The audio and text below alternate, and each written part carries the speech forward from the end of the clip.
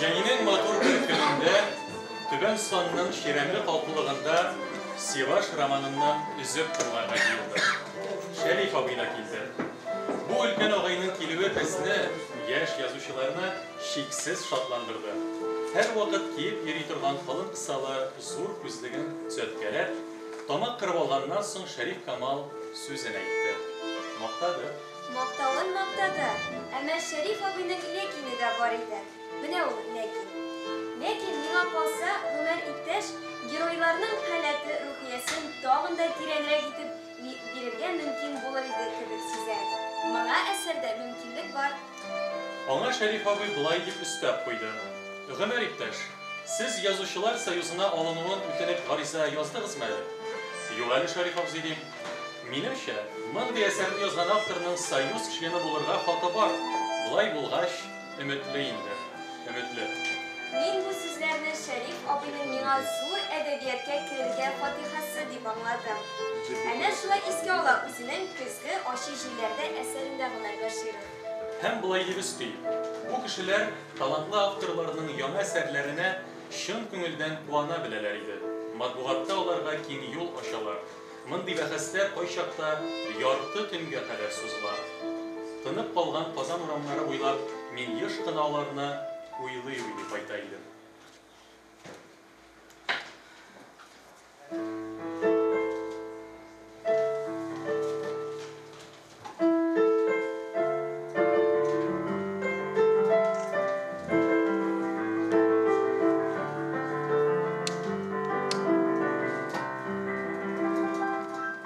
Hayırlı gün, kadirli konaklar, isenmisiz. Biz bugün Tatar kitabı yurtuna bir köngülli, ürkem, tantanaga jıyıldık. Sözünü Ömer Bashirov'ның ustazlık hem edebiyatka kilüğü turundagi isteliklerden başlauımız da yokta tügel. Bizim bugünkü en kadirli konaklar, ol Şerif Kamal premiyasına dava etken yaş prozaiklar hem yaş tercümeşiler. Tatarstan Respublikası Medeniyet Ministrlığı, Tatarstan Respublikası Milli Muzeyi, Tatar Edebiyatı Tarihi Muzeyi hem Şerif Kamal Memorial Fatiri, yani Tatar Kitabı Yurtu tarafından buldurulgan Şerif Kamal Premiyası. Ol bugünkü edebiyattagı kişi seçme janr ülkesinde özün sınavçılar için bir zor mektep buldu. Çünkü bu premiyi gine tügel, özünü üstürü, edebiyatta indi üz yolun bilgilegen ustazlardan dersler olu, offline hem online laboratoriylerde katnaşu. Premiya Şerif Kamal'ın edebi mirasını popülerlaştırу, seçme eser icat etüşü talantlı yaş avtorlarına barlav, kişi janrlarının üstürü, yaş avtorlarının edebi şenliğin stimullaştırу, keng cemaatçilik ihtibarın tiri edebi prosesinin fenomenine jelbitu maksatından temel yapıyıldı.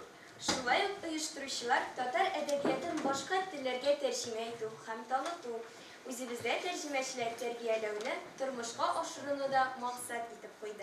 Şerif Kamal ismindeki edebi premiye seçme eser, hikayeler, novella, povest hem edebi tercüme janrlarında işler kabul edildi. Gelgen işler arasında hikayeler üstünlük etti. Edebi tercüme nominasyasında Rus, Türk, İngiliz, Alman, Azerbaycan dillerine tercüme işleri kildi. 2020 yılının 15 dekabrine kadar konkursta katnaşıga tilewçilerden işler kabul edildi. Proza nominasyasına 18 avtordan, edebi tercüme nominasyasına 33 avtordan iş kabul edildi. En yaş katnaşuşuğa 15 yaş, en ülkenine 28.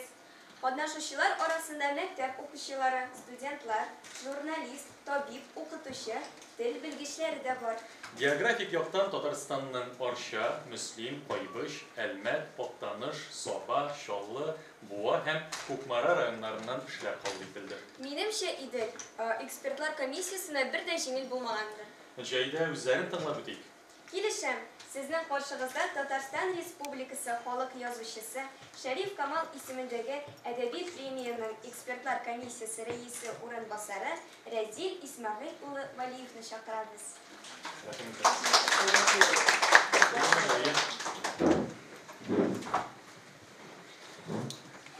Hayırlı gün, milletaşlar, olanlar, dostlar, kalemdaşlar demetir yavrular, bunlar, kurgu çözüşler. Bugün Meni eng quvandırğanı menä Kazanda, Tataristan'ın üzerinde tağım menä şunday bir edebi, medeni güzellikning barlygyna kelýär.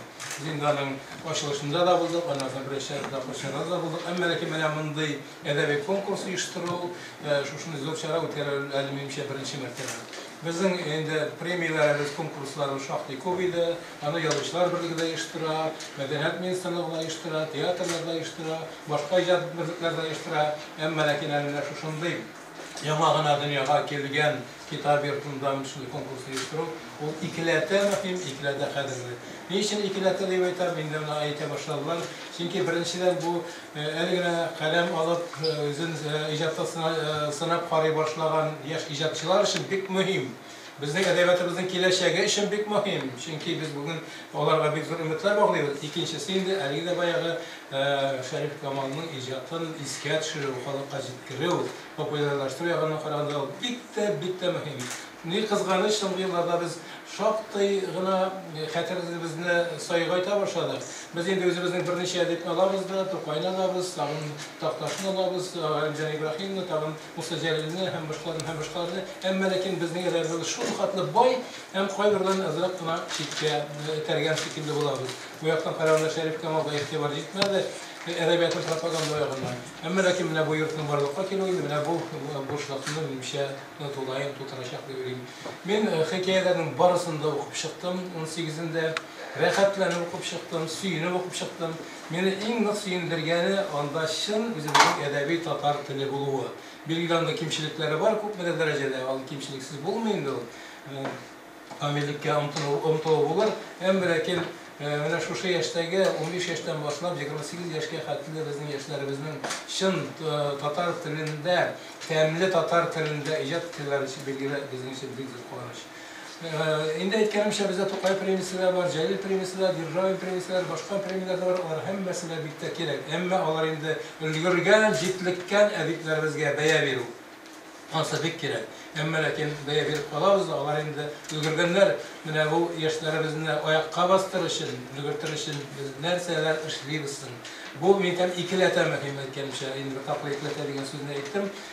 Çünki eger biz edebiyatymyzyň, medeniýetimiziň, milletimizin kileşegi turunda bilýbiz eken, mesele bitde üsteyatgan pikir biz hiç şeksiz ýaşlarybızga ýetibardan gün arttıra barga tiýişmiz. Hikayelerinin ayrım men minisi ýakşy, minisi naşar diýip aýta almaým. Eger de olar indi ijat etkenler eken, eger de şunda eserlerni jibergenler eken, onlaryna jüri garagan eken, ispetler soветler diýmeklerini hemmesi ýetibarga laýyk. Zamanında biz yaş wagtda, biz mektepde okuyan wagtda Tatarstandagy hemme mektepde derli edebiyat ögerek bar idi. Biz onda şu edebiyat ögereklerge girip şunda aýakka basa başladyk. Ondan sonra rayon özeklerinde ýa-da zumrak awullarda edebi birleşmeler bar idi. Ne kızganyç bugün alar bek makimede. Munda indi bizning milli magarifimizning ne derejede bolsa bek zor ýogynty ýasaý. Munda bek zor global problem, ulturlar ýerinde ýaşaýar bolar, gelecekde de bugün de ýaşaýarys. Emma lekin Şerif Kamal kitap yurtta, Şerif Kamal ismindägi tatar kitabı yurtunyň menä şuşunday ýaşlarga ýetibar etýär ekeniçe o bizning edebiyatymyzyň kileşegine ümit uýatar. Munda menä bizning bek zor ediplerimiz, galimlerimiz ýylan, eger de tatarly bu mümkünde edebiyatda algyr etde baratylgan iň talantly ýazgyçylarymyz, iň ülfat, iň zor galimlerimiz sizning ijatga ihtibar etip şuşunda kelgenler eken, muny diýesin aňlamak gerek. Bizge biz ýaş wagtda mundy ihtibar bizi bitmedi. Çünki o wagtda başga turmuş idi. Emma lekin etkenimçe gelecekde siz bu şanyşyny alyp barsyz. Hazır indi sözümni ýygyp, hazır diplomlar tapşyrylar, näse bolasy? Vezir abi, hazır biz eli başta selamlar. Sizlere eýtemiz anlar diplomlarga pişeniz rahmet. Bek zor rahmet. O ýa bizning de halykda bu ýerçinden de popülerlaşyp bar, onuň üçin size bek zor rahmet.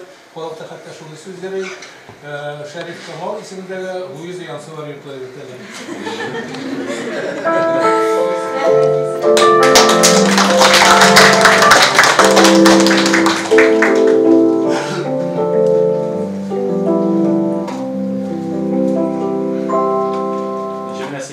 уйлыйсың, язучы белән музей арасында нинди бәйләнеш бар?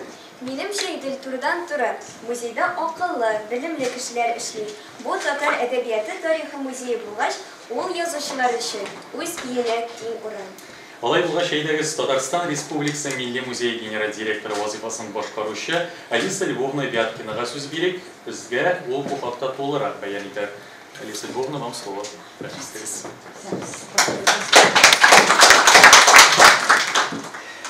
Мен де башта татарша сүзімізді там ойлаған едім, сіздің тыңдағаш, бұлдырып шығармамын деп ойладым да, сіз рұқсат етсеңіз орыс тіліне. Сегодняшнее событие, на мой взгляд, оно очень яркое, живое и актуальное для литературы Казани, литературного мира Казани. И оно имеет важное значение не только для нас с вами, для организаторов и для участников конкурса. Основной целью вообще является ведь популяризация наследия Шарифа Камала, да? А значит поддержка молодых талантов, молодых литераторов, молодых авторов. И мне, как руководитель Национального музея, особенно хотелось бы отметить, и приятно это отметить, что я искренне восхищаюсь коллективом Дома татарской книги, Луизы Планкова. Ребята, вы просто молодцы, вы проделали огромную, колоссальную работу по подготовке и проведению этого конкурса. Вы именно сумели выявить основное в наследии Шарифа Камала, это именно поддержка и наставничество молодежи. И обращаясь к участникам, я думаю, что Шариф Абы, как вы здесь его называете, мне кажется, искренне бы гордился вами, потому что вы действительно молодцы, и вы и есть наше наследие, вы и есть наследие республики, вы и есть наследие татарской культуры.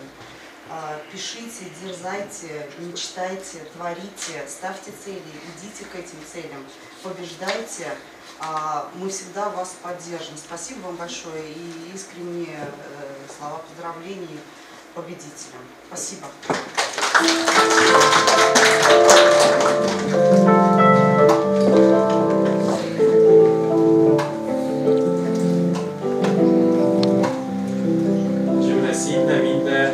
Dostlarımız da ədəbiyyatını bir yaratırız. Sen əli yoluşmasan yazarsan da, sen özünü yazışı deyip sanıysan mı? Миңа калса, язучылык ул бик зур хезмәт һәм инану таләп итә торган хезмәт. Һәм иң мөһиме профессиональлек. Юкка гына Шариф Камал яшьләргә фатиха биргәндә өметле дип әйтмәгәндер. Шулаймы? Шулай. Язучылар арасына әйдәп фатиха да биргән бит. Әйдә без хәзер яшь иҗатчыларга фатиха бирер өчен Татарстан Язучылар берлеге рәисе Данил Хабибрахман улы Салиховны чакырыйк. Рәхим итегез,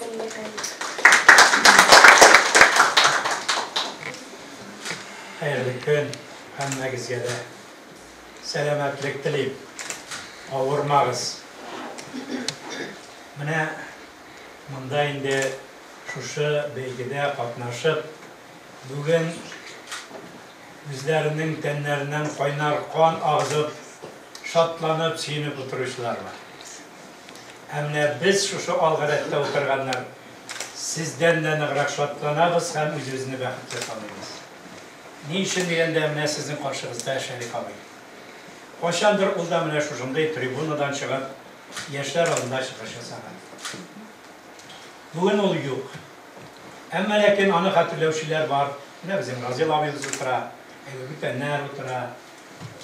Aynı biz bugün sizin aldığınızda çıxış yasırız. Bizden şırmaturuna ittirib, bu qərəklənib ki, siz bugünkü tarmışına kişilikə, məngilikə qalmışlar. Devletinin varımızda biliriz altın fondu bula. Ol altınını jiyarışın devletçilik, devletçiliğin bulayken anı jiyarışın üzünüz biləsiz. Büyük tavlana udara, bir katı ili bir küp hizmetler kuyağına ana fondqa koyarlar. Bizning Tatar milletinin edebi fondu bugün tağın altın bürküklerine artıb var. Biz yine 1000 yıldan artık özümüzün edebiyatımız vardır çilesek, mene siz şu 1000 yıllık edebiyatını devam etmişler vallahi. Siz bizning qarab turuşu, edebiyatımız, stilimiz sağında turuşlar. Ne şeydik? Rahmetten başka sözümüz yok. Şu işinizni devam ediniz. Şu isimler bilen, şu cisimler bilen, şu işleyen işleriniz bilen birden siz Tatarlığınızı rastlasanız, ikinciden siz nesil doğanlarınızga özünüzün halkınızga isiminizni yazıp kaldırasınız. Hem şu Şerif abiler gibi gelecekte sizin de izleriniz belki tarifetlerinde kalır. Rahmet sizge. Demek şu zalını tutarı, şu kadar yaşlar oturayken, niçin de Tatar edebiyatı yokluydu beyti alasız. Şunsına kızganış. Biraz gına şuşunda bilerek de motor bulsan için yigitler de gelip koşulsa, bu vakittaydı bizim dünyamız tügerek eğlenirdi. Devam ettiniz. Şimdi sizge Min bunda. o yüzden rahmet, şınap da yaşlar bilen işlegeniniz için bizning edebiyatımızga yana suluş ketkeniniz için. Uğuşlar alga da alga hem jinguya. Rahmet.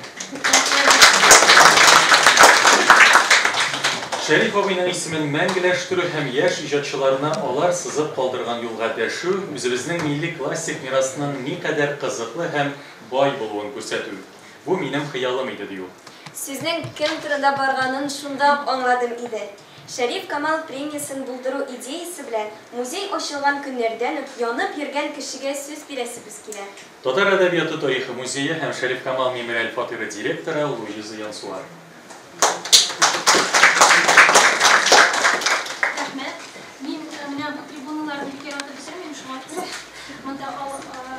Onun karşısına rafına çıkıp söz tutarım. Birinciden ben sizinle selamlayayım. Biz bugün bu kadar kişi yığılır, bu kadar bizden premiyaya davet kılan kişilerimiz arasında da kanikullar bulmasın, bizim size gelip kalmaz diyeniydi. Lakin şuna da karamasdan etkenleri bu inşa 18 bizden iş 25 kabul edilgeniydi, 18 iş ikisi janrı bu inşa kılkimedi. Bu 18 eser hem 33 tercümanını başkargan kişiler anlayışa bir 70% belki biraz azraktır. Lakin şu kadarı jıyılıp toplanıp bitken ikenleri görünüp duran. Hem min sizge bir rahmetli kiliyoguz için bizden bu premiyonu uyuşturgan vakitte maksatımız, uzaldığımızga koygan maksatımız da şuydu. Sizinle şu 20. asır başında yazıcılarını, kompozitorlarını, sanat ahillerini toplap, onlar için bizine bir medeni merkez bulgan, merkezimiz Kazan içinde medeni merkez bulgan, şu yurtta jiyip durgan atmosferini yamadan kaytarı, bu yurtni yamadan öz üyügüz gibi kabul ederge sizni eydeydi. Hem bu bir yıldan artık vakit içinde biz ekrendep şuna inanıp geliriz, bu inin aurası şu kadar көңілге рахат. Мында килгән берәү дә кире әйләнеп кайтмыйча калмый әле. Шуңа күрә сезне алга таба да күрербез дип уйлыйм.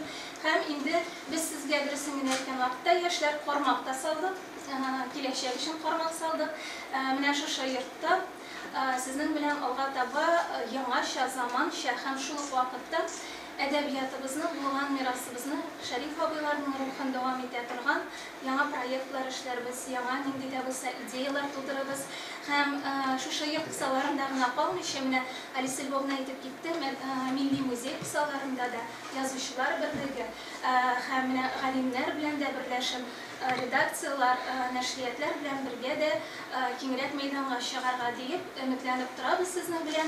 Çünkü sizge ağaylarımız etken sözlerde bir zor məğnə yokta. Onlar sizge medeniyetimizin kileşəgi bulabız, halkımızga hizmet ede turgan yana kadrlar bulup usulcu yetişiriz degen vakitte.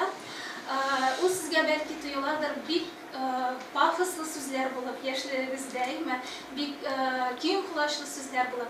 Lakin eytesim kile, her bir kiyim kulaşlı magistrallerge de kişkine adımlar bilen әле тар гына сукмаклар аша узып киләбез һәм шуңа күрә киләчәктә без сезгә бик зур өметләр баглыйбыз. Инде тагын шуны да шәрехләп әйтәсем килә. Менә бу без моны устазлар мәктәбе иттереп, чынлап та сезгә лабораториялар, остаханәләр була, алырлык мәктәп итеп эшләргә ниятлибез. Кызганычка каршы, быел безнең пандемия шартлары белән дә бәйле без сезне менә шушы мәйданда даими туплап җиткерә алмадык, ләкин киләчәктә без инде бүгенге тел белән әйткәндә офлайн форматка күчәрбез, онлайннан күзгә күз карашып, йөрәк тибешен ишетеп эшләрбез дип уйлыйм. Һәм баш иеп тагын бик зур рәхмәтемне әйтәсем килә. Менә монда Эльмира Хәбибуллина бар дип уйлыйм. Biz тәрҗемә эшенә тотынганда бик куркып тотындык. Чөнки аңлашыла ки, ул бик зур әзерлек таләп итә торган һәм белгечләр таләп итә торган эш. Ләкин безгә ярдәмгә Казан Федераль университетының менә шушы тәрҗемә белгечләре килде. Һәм мин аларга баш иеп рәхмәт әйтәм. 4 телгә Шәриф абыйның әсәрен укып, аның мөхитенә, аның фактурасына кереп, ул әсәрнең һәр детальләрен, милли элементларын тыйымлап тәрҗемә итеп караган яшьләр өчен ул эшсез үтмәс дип уйлыйм. Баш иеп рәхмәт сезгә. Хәерле юл булсын бу премиягә. Әгәр дә безгә килеп кушыла алган булса, алырга мөмкинлеге булса, Мәдәният министры Ирада Хәҗиҗан кызы Әюпова өлгерсәм килеп кушылам диде. Аның әйткән сүзләре белән төгәллисем килә. Киң кулачлы булсын, ак юллар сезгә премия диде. Хәзер сезгә үзенең иҗатын яшь башкаручы Энҗә Әхмәтҗанова бүләк итә. Мин сине шундый сагындым. Фирая Зиятдинова сүзләре, Луиза Батыр Болгарики.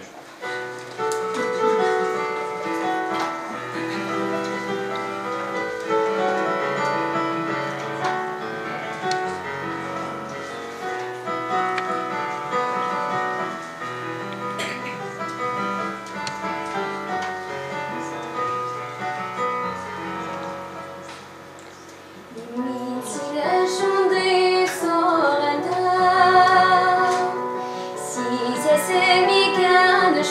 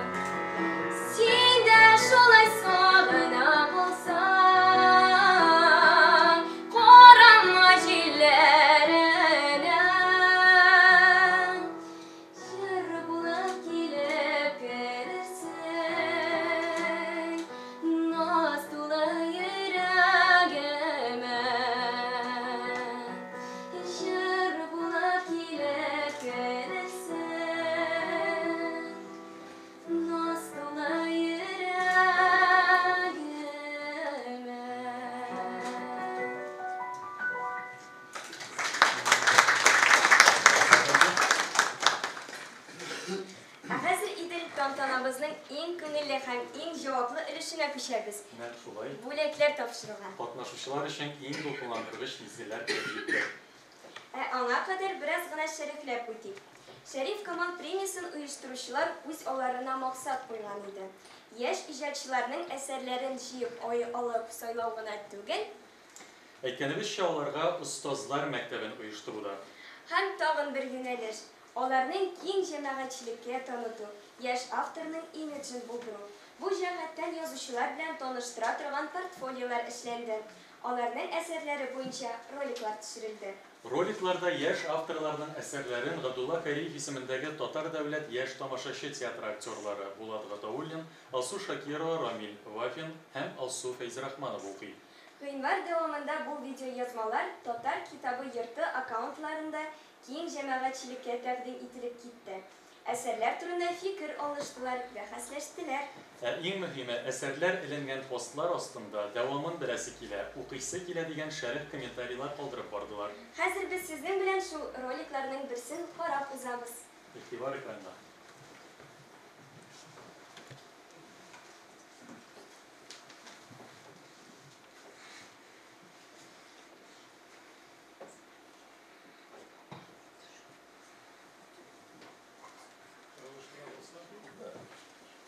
Güzel avına kaytıp gitken yigitine şaltırandı. Şeynigimiz vatıldı. Eğil, tağın. Avulda şeynik var indi. Bizge kirip alıp şıgalı şunu. Ertege alıp gelir idim. Minimlerge SMS yazam. Şeynigimiz vatıldı. Elinler cevap verir. Tağın beni. Hazır gittirem. Sikirip durup oturdum. Kapkarandı. Önüm buldum ötüşüm mü? Biranıma tarap tarakkan kirib gitti. Qayşın biter bu mahşer. Qayşın gittim men bu tarakkan uyasına. Üstümüzde yürüyler bit indi. Havada yok tağın. Sikirip turib terezeni açıp koyam da yamadan barıp yatam. Kolum kışıta başlaydı. Ondan ayak. Of, tişlediler melle indi. Tişliler de meken ne olan? Kulak kalağı kırılır mı iken? Nişlerge? Ol da otmuyor, güzel sikirip durup terzeni yabıp koyuyor. Niktinle terzeni yabıp koydum deyim irten turgaç güzelge. Jil ire bit anlam, balay da ağrıyım. Hava yok idi bey, tınşığa başlagan idim. Bugün benim bırımga tarakan kirdi biteli. Kirirdi, ışanam. Benim de kulda yerileriydi, dinle uyattılar. Elnar dostları bilen fatir snimat ite. İnstitutunu uzgan yıllık tamamlagaç, hazır mineke kebek yaxşı, tarakanlı apşagısı yok şol. Fatirina uzan. Gadetimşe bütün jirini bir kat korap şıgam. Stina boylap tarakanlar şoğuşa. Yok mene, yegirişmiler, nek mene şoğuşalar. Tarakan gına tugul, kara yılan bulup kurine alan benim üzüme. Jünüm seni. Siz нәрсәмендә шапшакланып тиракан ушетеп ятасыз? Безнең общага белән бер булып беткән түгелмесең монда дип күземне акайтып кычкырып җибәргәнемне сизми дә калам.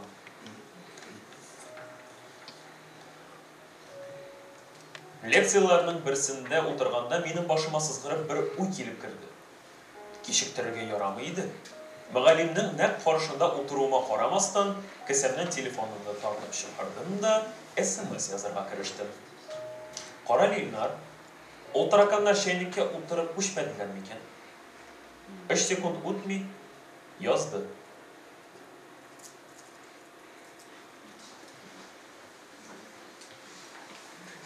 Җәйдәл безнең егет кызларыбыздан да сорыйбыз, ошады микән аларга актерлар укуында аларның әсәрләре?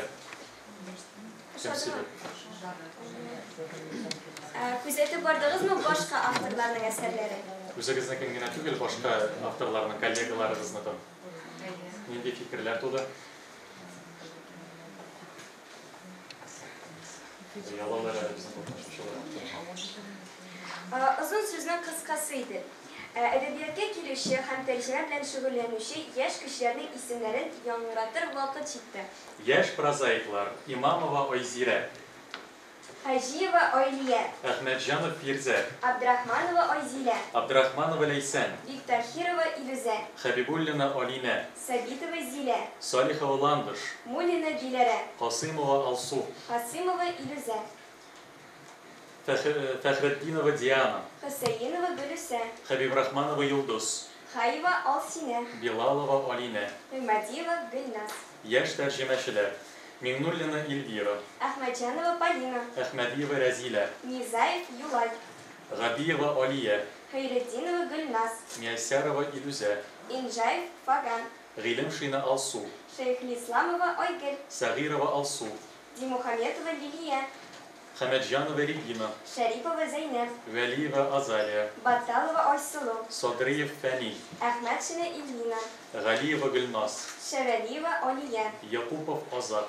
Тимершина Олия, Калабин Елисей, Флай Дилерен, Әбделханова Азалия. Хөснетдинова Әминә. Минем өчен язучының ничек иҗат итүе көн кебек ачык ул, әлбәттә утырада яза, ләкин моңа кадәр уйлану процессы һәм инде әлбәттә материалны туплау инде фантазияне эшкә җигү. Аңладым мин сине, Идел. Тәрҗемәчеләр ничек эшли икән, шул сорау борчый сине. Әйе, сиңа кызык түгелме?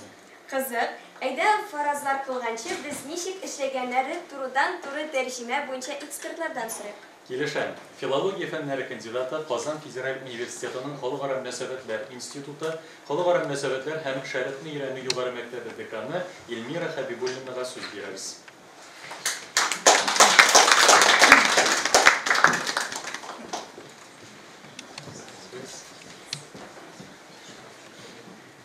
Һәммәгезгә дә хәерле көн.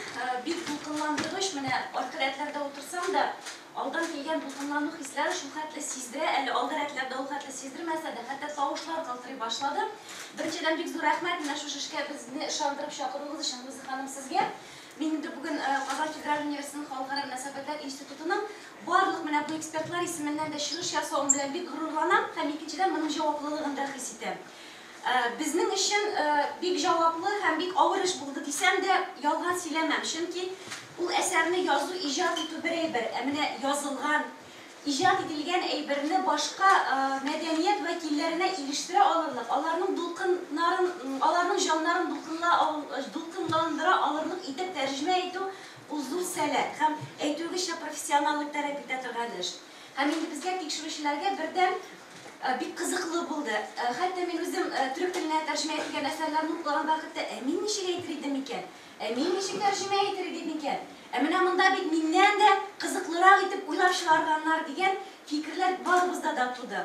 Һәм менә бу катнашучылар арасында безне бик тә сөендергән татар исемле, татар фамилиялары гына балалар түгел, хәтта катнаш гаиләләрнең балалары булуы да безнең өчен бик сөендергеч иде, чөнки алар үзләренең эшеннән үткәреп, менә бу хис-фикер эшләрен без инде Шәриф Камалның Курай моңы әсәренең тәрҗемәсен тикшердек. Моны да әйтеп үтәргә кирәк, бөтенесе дә алман теленә, инглиз теленә, француз теленә, төрек теленә тәрҗемә ителгән әсәрләр, тәрҗемәләр барысы да шул әсәр нигезендә эшләнгән иде.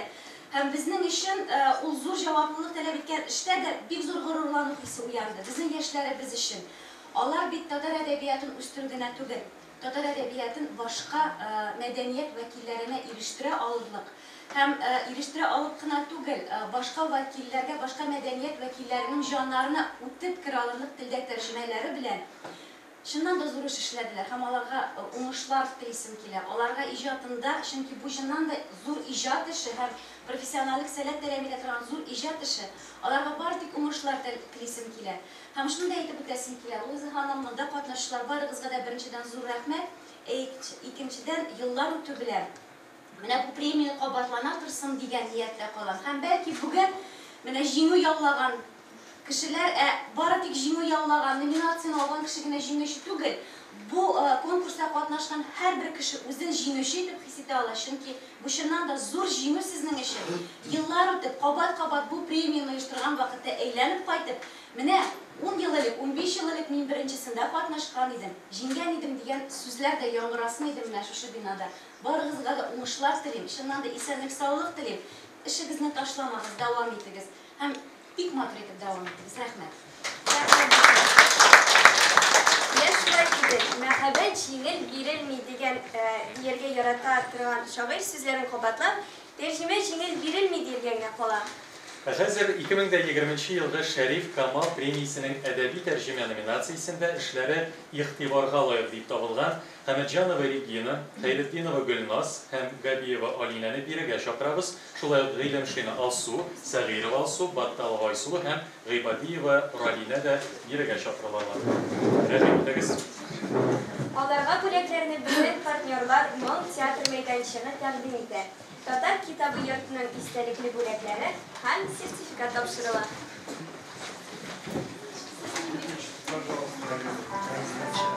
Хәмәтҗанова Регина, Хәйретдинова Гөлназ, Габиева Алина, Гыйлемшина Алсу, Сәгыйрова Алсу, Батталова Айсулу, Гыйбадиева Ралина.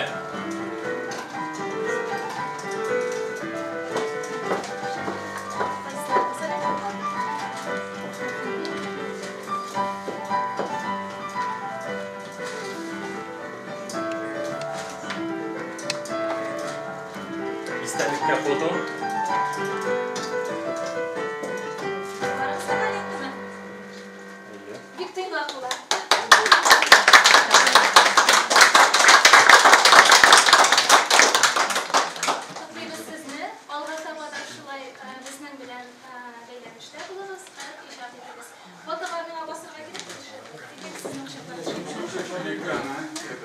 Проектор выключите, пожалуйста.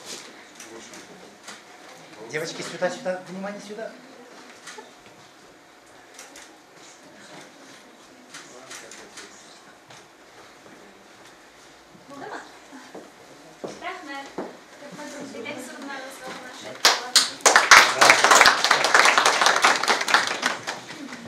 Ни өчен Шәриф Камал премиясын булдырганда әдәби тәрҗемә номинациясын нигезләделәр икән? Бу сорау күпләрдә тугандырмы? Әйе, Идел, мин дә башта уйланып калдым. Әнәр аңладым. Шәриф Камал бит үзе дә тәрҗемә өлкәсендә актив эшләгән. Әйтик, Михаил Шолоховның «Поднятая целина» әсәрен «Күтәрелгән чирәм» дигән исем астында татар укучысы нәкъ менә аның тәрҗемәсендә укый. Ә инде аның бай китапханәсендәге Чехов, Горький томнары турында әйтеп тә торасы юк. Алар һаман да аның мемориаль фатирындагы китап шкафында нәкъ үзе яшәгән чордагы кебек тезелеп тора. Фатир дигәннән, әйдә бу урында сезне Шәриф Камалның мирасын саклаучы туганы Эльза Мостафовна Шакировага дирек. Рәхим итегез.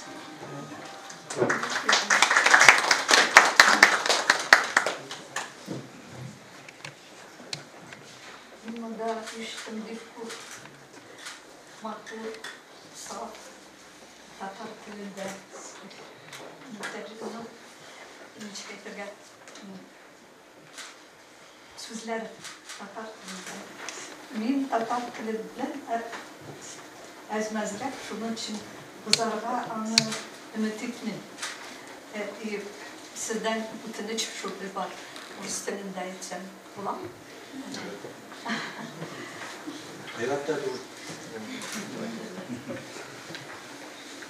Вот этот дом для меня является сегодня как бы такой литературной меккой или меккой нашей семьи. Я стараюсь, даже когда мне очень плохо и голова кружится, я стараюсь прийти сюда пешком и прихожу сюда вот как мекку. Этот дом я знаю. Где-то говорят, что в 1939 году я родилась, в 1940 году, благодаря стараниям Мусы Джалиля, было празднование юбилея Шәриф Камала. Это не юбилей, а в общем 30-летие его трудовой деятельности и присвоение ему орден Ленина получил. Поэтому этот год был очень знаменательным.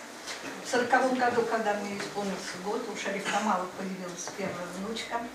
И вот нас двоих там, наверху, в так называемом, это громко сказано, салоне Шәриф Камала, была встреча всех родственников. И Шәриф Абзи, как его называли у нас, Ираф Абзи, Шәриф Абзи предложили произнести такую речь. Вот. И он произносил речь вот здесь, наверху. Тогда эти здания, эти все были помещения заняты людьми, это была скромная его квартира. И тогда он сказал следующие слова. Я вот их произнесу в стихотворной форме. Для вас сказал: молодое племя, наступит трепетное время, и жизнь достойнее, чем сейчас, в грядущем ожидает вас. И вот это его пожелание всегда было. Еще, чтобы уже не утомлять вас, скажу, еще многие страницы биографии Шарифа Камала, они неизвестны, потому что его биография была написана как апофеоз пролетарского советского писателя, и многие факты из биографии были, будем говорить, несколько нивелированы, искажены. Поэтому предстоит, наверное, большая работа, чтобы вот эти нераскрытые страницы биографии Шарифа Камала отразить в будущем. Так что есть работа. Не раскрыта тема, например, Муса Джалиль и Шариф Камал. Они были, как у нас говорили, Яхташлар, из Оренбурга знакомы. И, в общем-то, не раз вот этот дом посещал в свои приезды в Казань Муса Джалиль. Он в Казани появился, видимо, где-то позже, он был в Москве. И одна из моих тетушек говорила, что поскольку она была такого высокого роста, а окна там, вы увидите, очень большие, ее приглашали помочь помыть окна. И однажды она мыла окна и увидела, как приехал Муса Джалиль. И ей пришлось ехать в Суконку к сестре, потому что Муса Джалиль здесь остался ночевать. Ну, чтобы уже закончить свою такую немножко сумбурную и длинную речь, я очень волнуюсь, очень волнуюсь. Я скажу о том поверье, которое было в семье. Говорили, что когда наступает год, который начинается с пятницы, Жемайла, то тогда год этот бывает очень удачным. И вот я хочу завершить свое уже выступление тем, что Жемайла, ялты булсын ялмышлар. Жемайла елларында билер кабат кайта бақытлар. Вот с этими пожеланиями я остаюсь. Спасибо.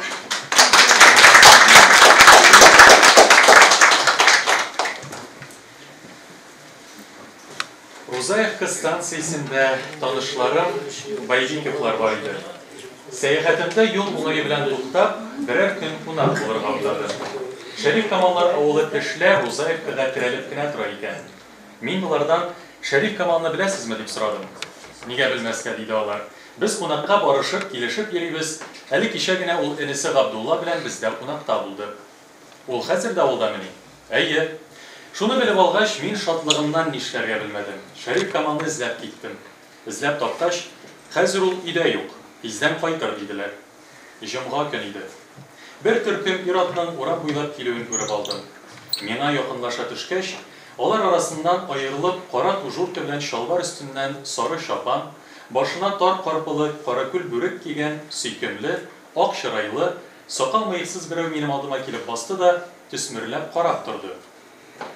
Аннан соң тартынып нитенеп тормастан үзенең ялгышмавына ышанып, "Исәнмесез, Зариф әфәнде?" диде. "Сез кем буласыз соң?" дидем.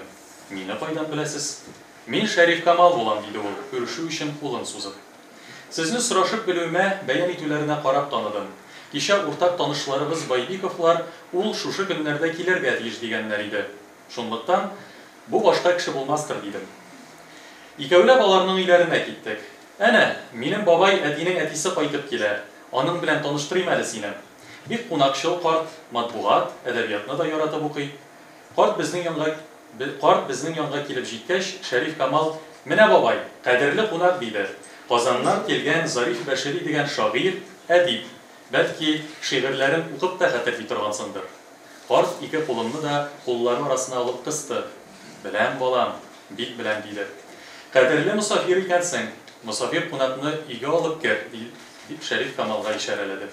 "Юк, бабай", диде Шәриф Камал. "Энем Габдулла янына алып барам үзем. Анда күңеллерәк булыр."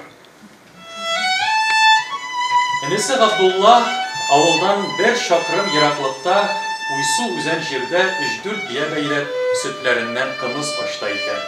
Кечкенәрәк кенә иске бер өе дә бар. Өйнең ике тәрәзә арасындагы стенасында бер скрипка әйләнеп тора. Мин Шәриф Камалга карап, бу кайсыгызныкы дип сорады. Габдулла Шәриф агайныкы диде. Шәриф агай көн дә менә шушында килә, скрипкасын сыздырып җибәрә. Үзе уйлый, үзе нәрсәдер уйлый. Аннары соң илән буйлап арлы-бирле атлап йөри. Кай чагында үз-үзенә сөйләнеп тә куя. Бераз сөйләшкәннән соң Шәриф Камал стенага эленгән әлеге скрипканы алды да уйнап җибәрде. Үзе уйный, үзе җырлый. Уйнаган, җырлаган саен моңы көчәя, тавышы калтырана. Аның калтыранып чыккан тавышы болай артык көчле, яңгыравыклы булмаса да, йөрәктән чыгуы белән сине дә калтырата. Син шунда йөрәгеңдә тирән эз калдырган нәрсәләрне уйланасың. Уйнаудан туктап, скрипкасын яңадан элеп куйгач, Шәриф Камал йөрәгемнең нәрсәдән сызланганын сизгәндә итеп, мәхәббәтеңне искә төшердем скрипка дип куйды. Чыннан да Шәриф Камал гаҗәеп киң кырлы шәхес була. Бу аның әсәрләрендә дә чагыла. Аның хикәяләре турында әдәбият белгечләре психологизм һәм моң белән өретелгән ди. Бигрәк тә беренче чор иҗатында, хикәя новеллаларында бик нык чагыла бу. Бик нәкъ менә шулардан башлана Шәриф Камалның иҗат юлы. Һәм нәкъ менә кеше жанрдагы әсәрләре аны татар әдәбиятында таныта, лаеклы урынын да билгели. Шуңа да премияны игълан иткәндә кеше жанрга өстенлек бирелде. Шәриф Камалга хас булган миллилек белән новаторлык алымнарының чагылышына да игътибар бирелде. Инде әйдәгез яшь прозаикларга күчик. Белүемчә, алар арасында сайлау ай-һай җиңел булмаган. Шактый бәхәсләр купкан. Ни хакында бәхәсләште икән өлкән язучы агайлары һәм апалары? Әйдә, сорашып алыйкмы? Әйдә, бәлки киләчәктә менә бу авторның китабын миллионлаган тираж белән бастырып чыгарга кирәк дип бәхәсләшкәндер алар. Булырга бик мөмкин. Булгандыр бит андый сүзләр. Прозаик, публицист Абдулла Риш исемендәге әдәби премия лауреаты, Татарстан Республикасының атказанган сәнгать эшлеклесе, Татарстан китап нәшрияты мөхәррире Галимҗан Хәмитҗан улы Гыйльмановка һәм Бөтен дөнья татар яшьләре форумы вәкиле Зөһрә Вилдановага сүз бирелә. Рәхим итегез.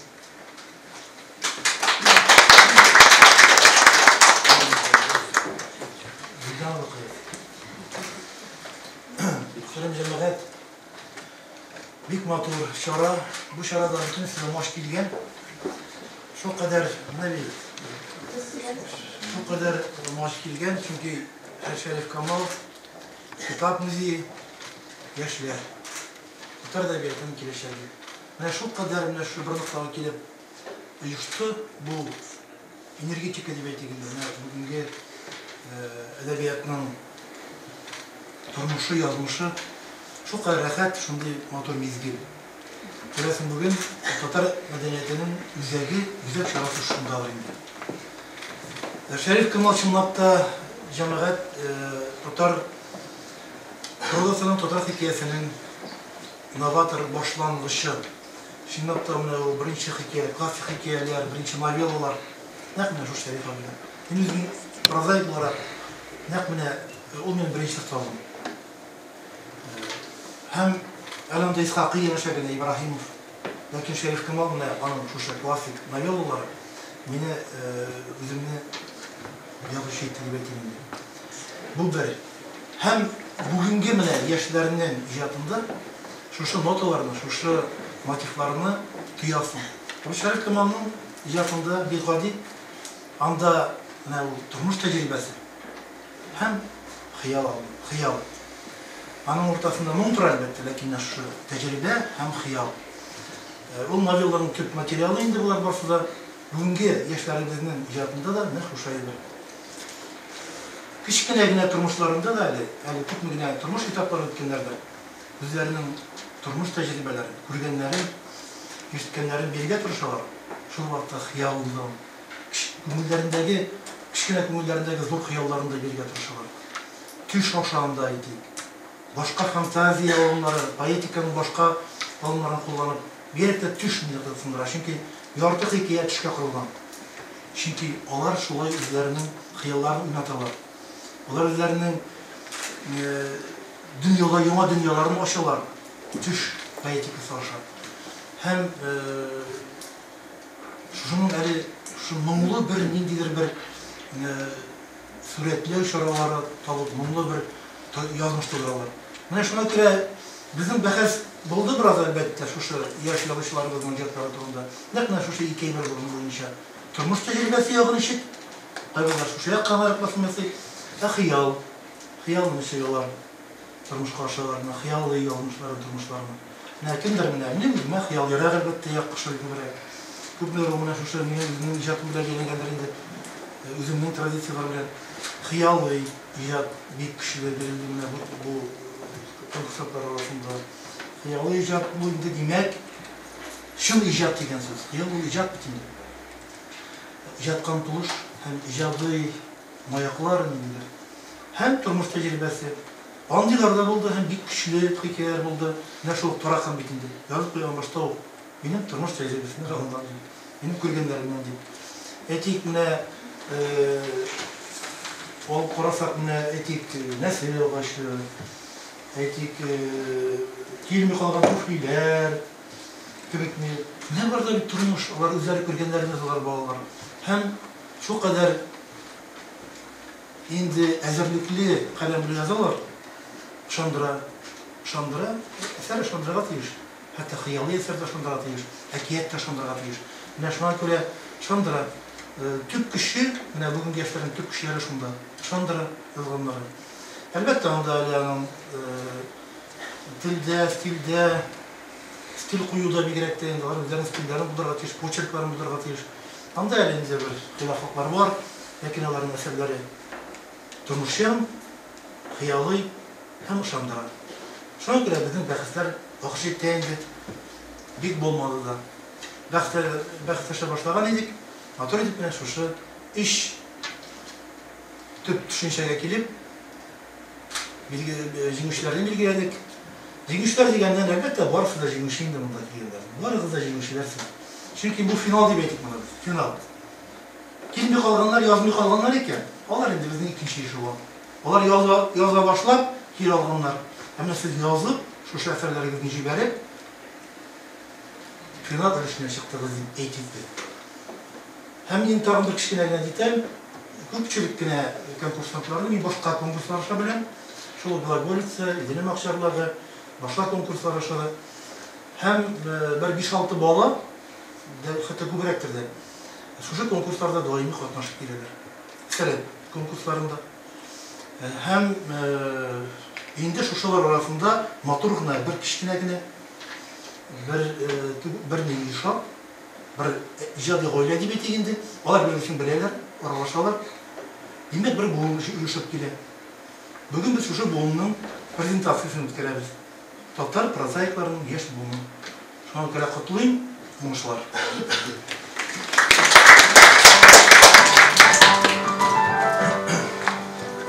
Biz yine bütün Dünya Totaliter Foruma, devletlerdeki, şehirlerdeki yaşlar bilen işler kalmışa, Kazan'da yaşlar bilen türlü şuralar işleybiz, medeniyet, icad bilen beylim.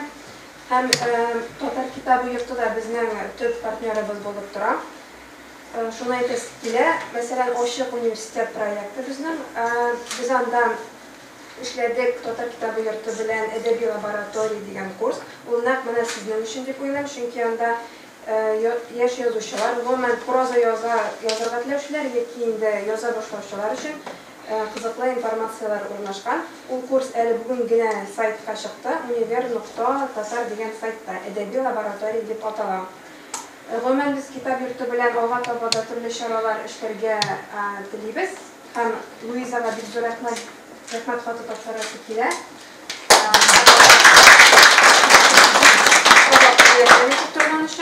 Hem indi özümden de şunday söz, men umuman maktabda o'qiganda shular asarlar yozardim, she'rlar yozardim, hikoyalar, shunday belgilarga yurardim. U mening uchun oylar bo'yi motivatsiya bo'lib turardi. Men qanotlanib yurardim, ham tag'in Qozonga kelirga, tag'in nendaydir bir belgiga, sho'ralarga qatnashirga u menga motivatsiya bo'lardi. Ham sizga da durung'ishlar tilayman, olg'a to'g'ri bu bunday belgilar sizga o'tishga yordam etadi deb o'ylayman. Şerif Kamal Әдәби премиясының махсус бүлегенә лаек дип табылган Зилә Сабитова һәм Айзилә Абдрахманова бөтен дөнья татар яшьләре форумы бүләге тапшырыла.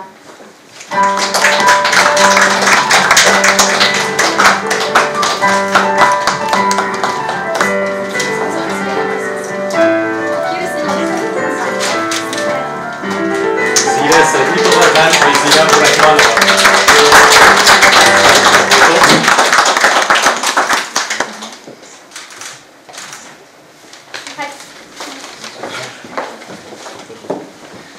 Barınca yaşlarının əsərləri kitab olub basılıb çıxqançı ala bitəli gazeta, jurnallarda, gazeta, jurnal bitlərində basılıb çıxar. Türlü bəygi konkurslarda qatnaşar. Нәкъ шулай иде.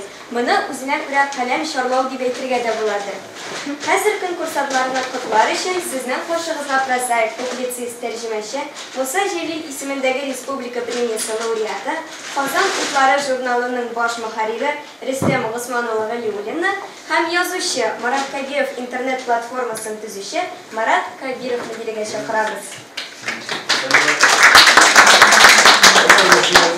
Кайсыгыз беренче сөйләргә икәнен белсен сезгә. Марат абый, инде юк. Финал. Академия башланган. Чыннан да менә һәр көн чыкта да, һәр кеше чыккач та иҗатият материалын мактый бит инде. Чыннан да менә рәхәтләнеп утырасың. Чөнки монда һәммә бу иҗатчылар җыелган. Музыка биләре, шундыйлар рәхәтләнеп фәрәтләр уйнарга булар. Чөнки бу бинада эшләреннән башлап, лайгыллар һәммәсе һәммәте иҗатчылар эшли. Иҗат эшләгән җирдә инде ул шундый атмосфера була таракта да. Һәм алар менә шуңа күрә шушындый мәгънәле премияны булып, һәм шушы премияны мәгънәле итеп тапшыралар. Шуңа күрә рәхмәт булды сезгә. Алга табада бу күркәмеш дәүләт ярдәме белән, безнең ярдәм белән бөтенебез бергәләшеп, алга табада дәвам итсен иде. Тагын да югарырак баскычка үрелсен иде. Инде әсәрләргә килгәндә монда Дания Фатиховна сөйләр, аннан да яхшырак сөйләп булмаячак. Аннан да чөнки безнең Казанларда кайбер авторларның, егетләрнең, кызларның дип әйтик инде, әсәрләренә Дания Фатиховна әмәле дә сагын иде. Минем фикеремчә, бер генә язучыда ишратлы булмый. Хәтта 40, 50, 60 яшьтә килеп чыга бит язучылар, әйтик безнең Казанларда. Алар һәммәсе дә Иман Камил 100% дип әйтергә мөмкиндер, кичкенәдән язганнар. Мәсәлән, шигырь алар бары тик аны чыгармыйча торганнардыр инде. Чөнки ул язучы дөньяга битараф булмаган, дөньяның яхшы якын күргән дигән кеше. Шуңа күрә алар икенче класстан, беренче класстан, Сабан туйда, башка матбугатта мәкаләләр язып, шигырьләр язып, инде әкренләп шушы югары дәрәҗәгә күтәреләләр. Шунсыз булмый. Һәм менә Галимҗан абый тукталды. Чыннан да мондагы конкурста катнашучыларның, студентларның, инде тәмамлаганнарның бик күбесе таныш. Алар мәктәп укучылары вакытыннан хикәяләр язып, инде хикәячеләр турында фильмда катнашып килделәр. Һәм инде алар бүген көндә инде әзерлекле язучыларның берсенә әверелеп баралар инде. Шуңа күрә мин сезгә инде безнең күзебез төбәлгән. Монда һәммәсендә Зилә дә чыкты, Айзилә дә чыкты, һәммәсе таныш инде чыннан да дигәннәр алар инде. Һәм алга таба да шушы премия сезгә этәргеч бирсен, стимул бирсен, безнең ышанычыбызны акларсыз дип ышанабыз. Һәм бу мөмкин дә менә беренче рәттә шушы күркәм абзыйларыбыз, апаларыбыз булса, киләчәктә ул сезнең урын, ләкин сез аңа лаеклы рәвештә килергә тиешсез. Һәммәгезгә дә иҗат уңышлары телим. Һәм инде бергә алга таба да иҗатларга эшләргә.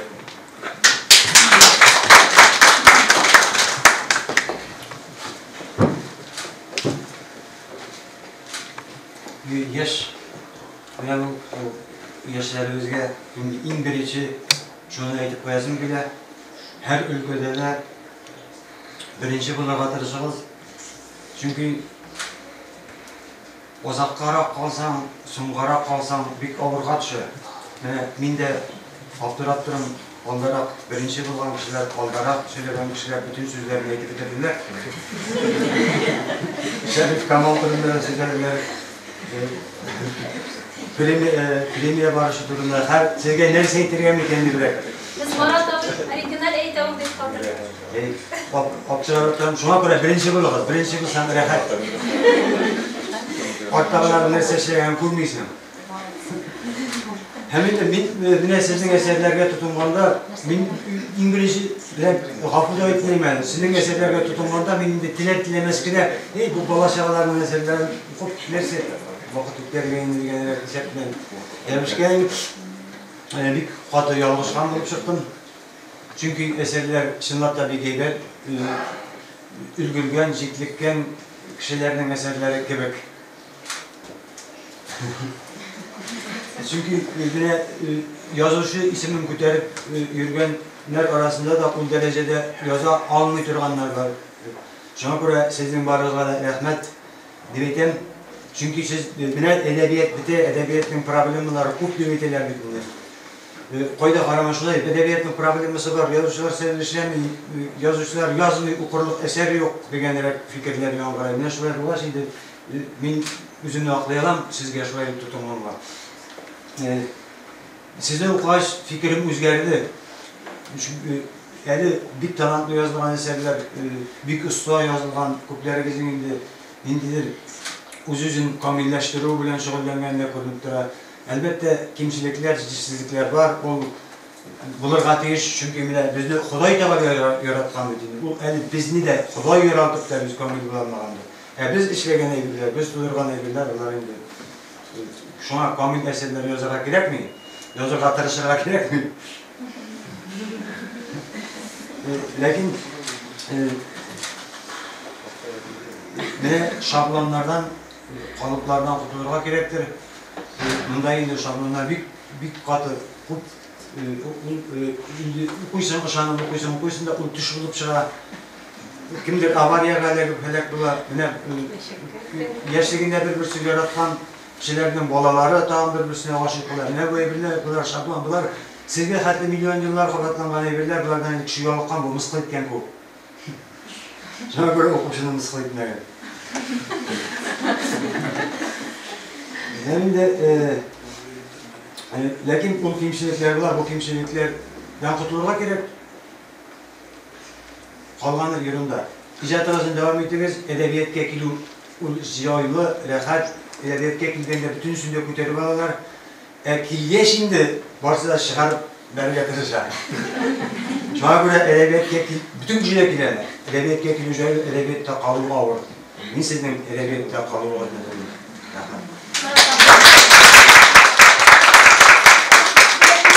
Şerif Камал премиясының махсус бүлегіне лайық болған Альсина Хаеваға һәм Айзира Имамоваға Қазан отлары журналына еллык язылу һәм Татар китабы йортының истәлекле бүләкләре һәм партнерларыбыз Юлбасма нәшрияты һәм Галиәскәр Камал исемендәге Татар дәүләт академия театры бүләкләре тапшырыла. Рәхим итегез.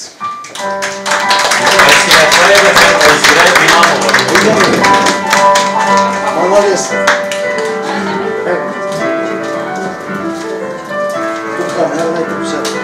Bulsa bu dünleşten bir şeyler, beni Allah'a şükür, gerek ilgen mi nerede?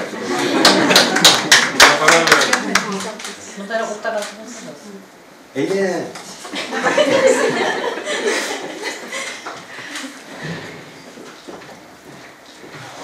İlk lige fotoğraflar kutulmuyor. Nasıl kızlar? Ben de direktör olasım geliyor. Ben bu arada vakfetinem alıp olmuşlardan. Eli para barırız. Bizim sosyal şirketlerde. Marat abi günlerinin bir gününde buranğa, kışkı salgınға qaramasdan kitap yapına kelip kirdi de kiş bilen. Saat 3'ler teresiydi buğay. Min bularının bütün eserlerine de analiz yazın gibi. Emine biz anı şunday motor ettir bizim kitap gibi de пространствосына meydanına oturtup koyduk. Hem düşürüp aldık. Bu sizin eserlerimizge bütün fikirlerini de eğitip dağın kurun Beye bir eşek. İcat bulmaş elbette indi tenkitsiz de bulunur. Premiyaga dava etken avtorlar icatına beye vergende, onlarının edebi kıymetine ihtibar iten kalmadı. Bu haqda o'z fikrlarini aytır üçün ədəbiyyat bilgisi, tənqidçi, Tatarstan Respublikası Fənlər Akademiyası vitse-prezidenti Daniya Fadil qızı Zahidullinaga söz beririz. Hayırlı gün, hörmətli icatçılar, hörmətli qonaqlar. Şundan da bugün indi tənqid sözü eydə turğan atmosferada tübüldür. Hem umumen mənə şundan başlasın ki, İqtibarıda sizler barıqızda sonғы yolda bizning Tatar tiline, Tatar edebiyatına iqtibar Tatarstanımızda gayet arttı. Hem bu bizim ko'nglimizda bir ümit bulup, şunday ko'nglimizning jilqa turgan bir ko'rinishga aylandi. Һәм әлеге конкурсларына яшьләр белән уздырыла торган казанлыкларында, Шәриф Камал музеенда, башка оешмалар оештыра торган конкурсларында мин татар теле әдәбиятына шушы игътибар артуның бер чагылышы һәм киләчәктә әле үзенең җимешләрен бирәчәк бер эш буларак кабул итәм, ул шуның белән шатландыра да. Инде соңгы менә берничә елда чыннан да Рөстәм әйткәнчә, казанлыкларында да менә яшь иҗатчыларның әсәрләре, аларга бәяләр, анализлар бирү ягыннан мин дә шул яшьләр арасында яшим, аларның күбесен йөзләренә карап танымасам да, каләмнәренә карап, әсәрләренә карап инде күбесен таный да башлаган кебек хис итәм. Һәм яшьләрнең булуы, конкурсларга катнашуы мине бик шатландыра, ләкин мине аерып бер тенденцияны күрсәтәсем килә. Менә яшьләр бу буын, алар заманча язып киләләр. Алар менә шушы 21-нче гасырның 20-нче еллары тормышы хакында язалар. Һәм үзләре яши торган шәһәр тормышы хакында, үзләре яши торган авыл тормышы хакында язалар. Шушы тормышның проблемаларын куялар. Шушы яшь буынның фәлсәфәсен, аның дөньяга карашын киргезәләр. Менә шул ягы белән мин бик шатланам, әлеге буын безгә яңа әдәбият алып килә. Яңа бер дулкын әдәбият алып килә кебек тоела миңа. Әлбәттә, менә бу конкурс ул инде Луизаның чакыруы белән мин дә шушы әсәрләр белән бер йотымда, бер кичтә танышып чыктым һәм әсәрләрнең һәрберсенә бәя куеп, алар хакында безнең сөйләшүләр дә булды. Әсәрләрне ошатып, язучыларны ошатып, әлбәттә монда теге һәр әсәр ниндидер бер камиллеккә ирешү турында сүз бармый, чөнки бу бит инде чын мәгънәсендә осталык мәктәбе дә бу конкурс. Һәм нәкъ менә Шәриф Камал музееның әлеге конкурсны остазлык мәктәбе буларак оештырып җибәрергә теләве, ул минем күңелемдә бик тә зур бер хәйрхаһлык таба. Һәм бу яктан, әгәр инде без менә шушы өлкән буын аларга үз фикерләребез белән, үзебезнең әдәбиятны аңлавыбыз белән, белүебез белән ничектер ярдәм итә алабыз икән, без ул ярдәмне күрсәтергә әзербез. Һәр берегез белән аерым-аерым эшләргә дә, ниндидер бер чыгышлар ясарга да, анализлар ясарга да әзербез. Бу безнең бурычыбыз. Чөнки без бу эшнең юкка түгеллеген, бу эшнең ниндидер зур нәтиҗәгә китерәчәгенә ышанабыз. Әлбәттә, Шәриф Камал исеме монда аерым бер роль уйный. Чөнки Шәриф Камал аның менә галимнәр әйтә дигән психологизм белән сугарылган, гаять бер теге сызланулы, бер моң белән, сагыш белән сугарылган прозасы, ул инде 20-нче йөз башында татар әдәбиятын үзгәрткән фактор була.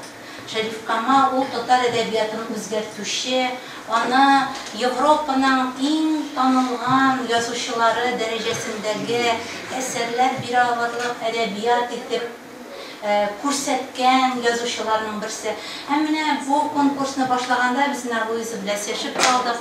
Әлеге конкурста барыбер психологизм, кешенең психологиясын, шушы психология аша тормышның фәлсәфәсен, кеше кичерә торган фаҗиганы, кеше кичерә торган сызлануны бирә торган әсәрләр беренче планга чыксын иде дип. Һәм әсәрләрне тикшергән вакытта да, караган вакытта да менә шушы якка психологизмга игътибар ителде. Һәм күпләрегезнең иҗатында менә шушыны бирерлек потенциал, көч барлыгы күренде. Һәм минем менә сүземне дә шушы фикер белән төгәллисем килә. Менә сез бүген Шәриф Камалның беренче премиясының конкурсантлары, лауреатлары, сез бер дулкын булып татар әдәбиятын зур бер дөнья әдәбияты диңгезендә күрсәтә алсагыз иде. Сез бер дулкын булып Шәриф Камал үзгәрткән кебек үк татар әдәбиятын үзгәртә, камилләштерә һәм аны көтелмәгән яклардан, көтелмәгән нокталардан күрсәтә алсагыз иде. Минем сезгә менә теләгем шундый. Рәхмәт. Шәриф Камал премиясенең махсус бүлегенә лаек дип табылган Алсу Касыймовага һәм Ләйсән Абдрахмановага Татар китабы йортының истәлекле бүләкләре һәм партнерларыбыз Юлбасма нәшрияты һәм Габдулла Кариев исемендәге Татар дәүләт яшь тамашачы театрының бүләкләре тапшырыла.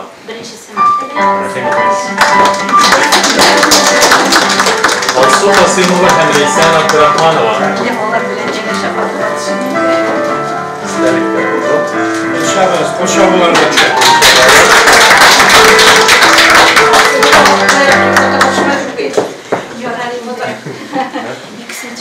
Соңгы елларда мандариннар һәм Октябрь һәм Бәләкәй тылсымчы китаплары белән проза дөньясына яңа сулыш алып кергән язучы Ландыш Әбүдәрованы Шәриф Камал премиясенең махсус бүлегенә ия булган авторларны котлар өчен чакырабыз. Кызганычка каршы безнең Ландыш язды, әле килеп җитә алмый икән. Конференцияда рөхсәт итсәгез, алып баручылар мен үзем тапшырырбыз. Шәриф Камал премиясенең махсус бүлегенә лаек дип табылган Илүзә Касыймова һәм Гөлсә Хөсәйнова Татар китабы йортының истәлекле бүләкләре һәм партнерларыбыз Юлбасма нәшрияты һәм Кәрим Тинчурин исемендәге Татар дәүләт драма һәм комедия театрының бүләкләрен.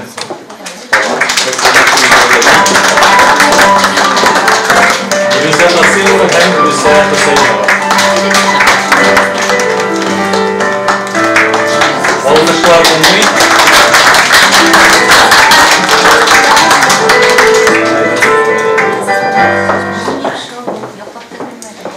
Шәшмә әсәр юнәлешендә Шәриф Камал әдәби премиясенә Алина Хәбибуллина лаек дип табылды. Әдәби тәрҗемә номинациясенә Шәриф Камал әдәби премиясенә Азат Якупов лаек дип табылды. Лауреатларга Татарстан китап нәшрияты, Рухият фонды һәм Татар китабы йортының истәлекле бүләкләре тапшырыла.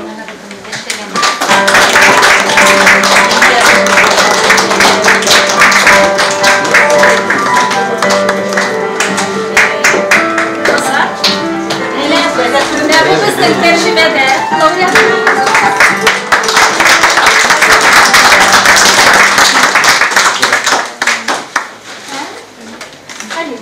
Bu bizning proza.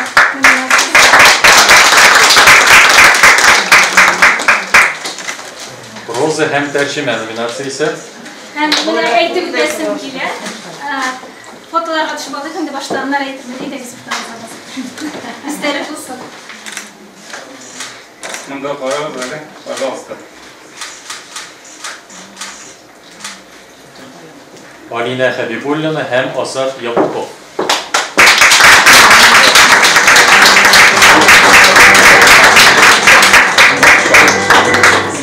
Bu bizning tarixi mizgil. Bu laureatlarni biz birinchi laureatlar deyib, mana e'lon etamiz bugun bitimimiz oldinda ham shulay aytib, o'zingizdan so'ng adabiyotda tarjimaga kelgan avtorlarga da xayr haqli bo'lursiz deb umidlanib qolamiz. Qutlaymiz.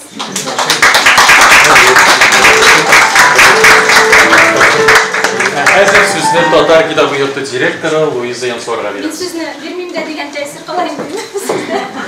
Chunki bizni mundalandırışlar, bizning fikrlarini aytishga tegishli.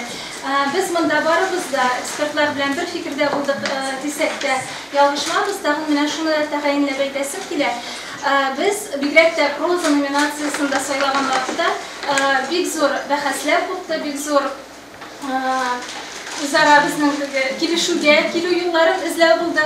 Hatto asr başında tuğan sıra kibek şerif mi, garip mi, mana şu millilik mi, elle zamançalık mı degan mana şu şekiller arasında bizning söylashuvlar bo'ldi. Ham bu bahslar bek produktiv bo'ldi deb hisoblayman men o'zimcha. Endi hozir biz ko'shamiz, siz de aragansizlar biroz gina tanlarimizni yozib, ko'ngillarimizni yozib yuborishsin. Biz hozir o'zimiz uchun bek do'konlantirg'ish minutlarga ko'shamiz. Sharif abini mana aytib o'tgancha biz bu yerda boribizdan Sharif abi deb yuribmiz. Ertanishga kelganda salom, sog'mi Sharif abi deb salamlab kiramiz. Kishim qaytib ketganda, ko'pincha tunlarim qaytib ketgan vaqtda tinchlik Sharif abi deb sog'lashib qaytib ketamiz. Biz hozir laureatlar bilan, bu Alina Habibullina ham Azat Yakupov bilan men ularni chaqiran bizning ikinci qatqa Sharif abining memorial xotirana muzey bilmasine, o Sharif abi yashagan holda saqlanib qolingan ham turg'izilgan bilmagan ham үзенә күрә бер шундый ритуал, церемониал булып әверелсен иде. Анда саклана безнең бик матур бер экспонат, истәлек. Ул да булса, әлеге дә баягы дәвамчанлыкны дәвам итеп, Шәриф абыйга үз заманында дәртмән бүләк иткән каләм. Хәзер без сезне Шәриф абыйның үзенең өстәле артына утырып, махсус лауреатлар китабына каләм белән фикерләребезне һәм истәлекләребезне язып калдырырга чакырабыз. Сәхнәгә безнең менә шушы залга Идел белән Энҗе әле сезгә тагын сөйләүләрен һәм сезне хушландыруларны дәвам итә. Аннан инде сезне экскурсияга чакыралар. Мин хәзер лауреатларны үз артымнан алып менеп китәм Шәриф абыйның. Evet, güçlü alkışlarımızdan ulaşan bu üstünesi de.